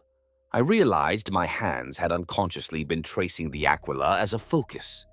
I whispered a small prayer of thanks to the God Emperor, not for victory in battle, though I was thankful for that, but for granting me the strength to endure and serve. All around me, my fellow survivors were doing similar in their own ways. A quick prayer, a shared laugh, a far-off look remembering a friend. When I became a field medic, I thought my job was just to patch up wounds and save lives. And it is, at its core. But it's more than that. It's giving comfort to the dying when comfort is all you can give. It's carrying the weight of hopes and final words and still soldiering on. It's standing in the worst places of humanity's despair and saying, I'm here. In the last 2 days, I've been a medic, a soldier, a judge, and a witness. I've seen humanity at its absolute worst, and also glimpsed those precious sparks of nobility and courage that make it all worth it. Hale clapped me on the shoulder gently as he stood. Rest while you can, Aurelius, he said. He only used my first name in rare moments. Emperor knows what fresh hell tomorrow brings. I nodded and leaned back against the cracked stone. He was right. The war never really ends. Not for the Imperial Guard. There would be another hive, another rebellion, or Xeno invasion, or Emperor knows what. And odds are we'd be thrown right back into the meat grinder when that time came. But for now, we had a reprieve. The rain was washing the blood from the steps. The immediate battle was over, and we survivors had earned this sunrise. I closed my eyes and allowed myself a small, weary smile. I had survived. By the Emperor's grace, I was still here while so many good folks weren't. That was a sobering thought, and in time maybe a burdensome one. Why me? Why did I get to live? But as a medic, I've learned not to question that too hard. Some live, some die. All I can do is try my damnedest to tip the scales toward life. And as long as I draw breath, I'll continue to do just that. This is what life is like as an Astra Militarum field medic. Moments of terror, of impossible choices, of horror and fleeting joy. It's holding a gut-shot boy's hand as he dies calling for his mother. It's yelling at a hardened sergeant to sit his ass down so I can bandage his bleeding leg. It's feeling utterly helpless sometimes, and indestructible at others. It's seeing humanity at its most vulnerable and most courageous, often at the same time. It's a burden I carry with grim pride. I'm just a medic, one humble guardsman with a satchel of bandages and a few drugs, doing my part to keep this insane war machine rolling one soldier longer. But on days like this, I feel like that's the most important job in the galaxy. The rain was slackening, the clouds starting to break. A shaft of pure sunlight pierced through, illuminating the aquila emblazoned on a shattered pillar nearby. I took it as a good omen, or at least a poetic coincidence. Hale finished checking on a few of the lads and waved me over to help with a makeshift aid station they were setting up for our wounded. With a groan, I hauled myself up. Back to work. A medic's duty never really ends, after all. Before I went to join him, I cast one last look over the cathedral plaza.